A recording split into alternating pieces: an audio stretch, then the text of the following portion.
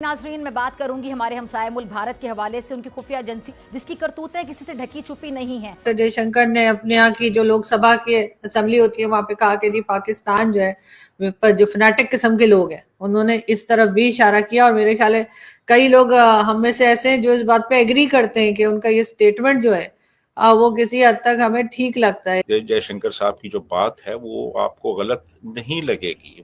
भारत के जो minister of external affair doctor Jaishankar ने पार्लियामेंट में खड़े होके पाकिस्तान को कहा है जी कि ये फैनेटिकल एंड बिगेटेड माइंडेड लोग हैं। इस वक्त आपका ट्रेडमार्क क्या है? भिखारी। सऊदी अरब में भी भिखारी, दुबई में भी भिखारी, हर कंट्री में जाते हैं तो खैरात मांगते हैं। आपका वजीर आजम भी कहता है कि मैं खैरात मांग रहा हूं। ये अब ट्रेडमार्क बन चुका है। नमस्कार दोस्तों, जय हिंद। दोस्तों, पहली बार हमारे विदेश मंत्री एस जयशंकर ने पाकिस्तान से बातचीत में उसे नकारते हुए, रिजेक्टेड करते हुए और उसकी एक तरह से इंसल्ट करते हुए कहा कि ये एक पागल और फैनेटिक लोग हैं और हमें इनसे कोई बात नहीं करनी।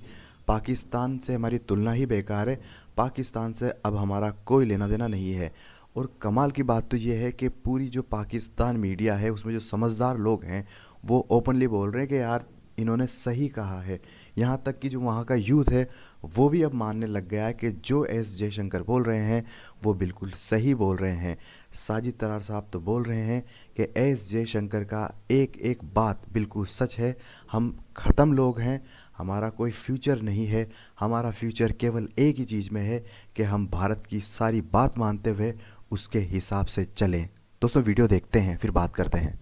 इंडियन पार्लियामेंट में एक दफ़ा फिर से जी पाकिस्तान को लेके बहस छिड़ गई है। उन्होंने इस दफ़ा पाकिस्तान को बिगुटेड एंड फैनेटिक माइंडसेट बोला है और ये डॉक्टर एस जयशंकर के अल्फाज है। आज इंडिया की पार्लियामेंट में उनके एफएम बोलते हैं पाकिस्तानी लोग जो है फैनेटिक एंड बिगुटेड माइंड वाले हैं। आप उनके इस रिमार्क को कैसे जज कर रही हैं? नहीं, मैं इंडियंस जो भी अगर कभी देखें तो उनको मैं लाजमी कहूँगी कि पाकिस्तानी लोग हैं वो भी बड़े अच्छे हैं, बहुत ओपन माइंडेड है। हाँ, जो क्लोज माइंडेड तबका तो हर जगह, वो तो इंडिया में भी आप मणिपुर वगैरह देखें, आप और जगहों देखें तो इंडिया में भी कुछ इस तरह की मूवमेंट्स चल रही हैं जो कि लाइक लिबरेशन मूवमेंट्स हैं। तो आप किसी भी कंट्री में देख लें, यूएसए में देख लें, आप कनाडा में देख लें, like there are certain sects everywhere. Pakistan लाजमी आए। आई होप वीज़ा पॉलिसीज थोड़ी सी अच्छी हो जाए, आके देखें, हमारा मुल्क बड़ा प्यारा, आप आके लिबर्टी देख लें। चीमा साहब, मैं सबसे पहले तो डॉक्टर जयशंकर साहब की बात से एग्री करूंगा, मैं उनकी बात से एग्री करूंगा। आप मुझे ये बताएं चीमा साहब कि आपके पाकिस्तान के अंदर फनेटिकिज्म के हालात आपको खुद पता है क्या है? कोई झूठ उन्होंने गलत नहीं कहा। एक ऑक्सफोर्ड से बंदा पढ़ के निकला है, प्ले बॉय है, बच्चे उसके बगैर शादी के कई हैं, पता नहीं कहां का, हो सकता भारत में भी हो, ये भी पता नहीं। लेकिन वो भी जाता है और पाकिस्तान की सियासत में वो एक पावर पॉलिटिक्स का हिस्सा बनता है और उसको आबादा कपड़े पहनने पड़ते हैं मुर्शद के। रियासत मदीना तब्दीली का नारा था, रियासत मदीना की तरफ चला गया।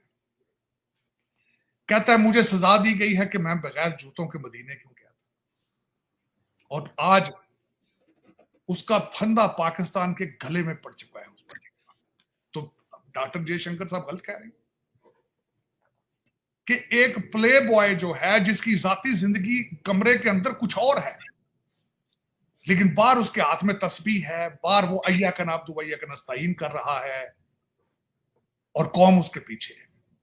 और उसके 3.5 साल उसकी सारी गलतियां कहते हैं कुछ भी नहीं किया।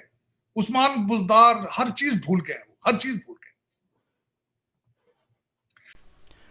दोस्तों, भारत के इतिहास में ऐसा पहली बार हुआ है कि किसी भारत के विदेश मंत्री ने ओपनली पाकिस्तान के बारे में कहा है कि वो एक ख़त्म देश है, फैनेटिक, उसमें रेडिकल जो लोग हैं उनसे भरा हुआ देश है, ये पागल लोग हैं, हमें इनसे बातचीत में कोई दिलचस्पी नहीं है, ख़त्म।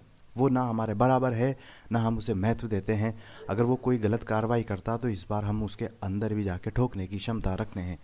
दोस्तों, पाकिस्तान को भारत ने, खासकर मोदी गवर्नमेंट ने किस कदर 8 सालों में तबाह कर दिया है। लगभग भी खुद साजिद तरार साहब बोल रहे हैं कि हमारा ट्रेडमार्क बन चुका है भिखारी का।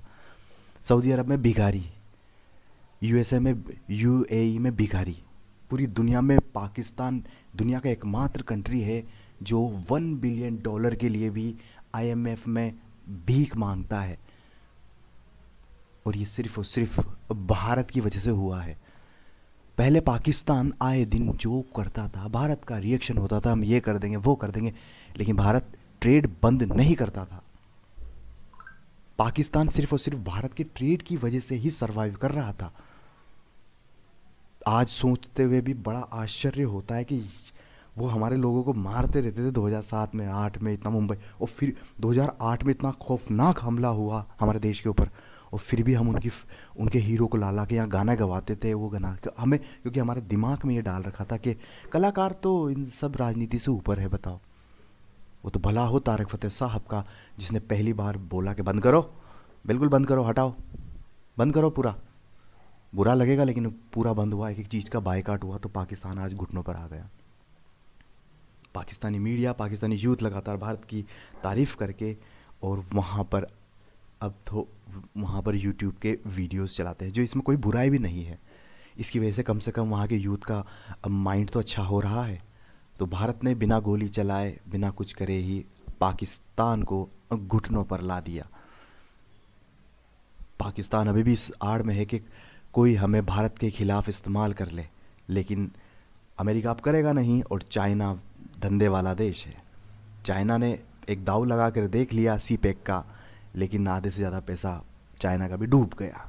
हालांकि ये भारत के लिए थोड़ी खतरे की घंटी है कि पहली बार चाइना के पीएलए के सैनिक, जो प्राइवेट सिक्योरिटी गार्ड के नाम से पाकिस्तान में पहली बार डिप्लॉय हो चुके। पाकिस्तान एक ख़त्म देश है, भारत को इसको बहुत अच्छे से डील करना पड़ेगा। जय हिंद दोस्तों।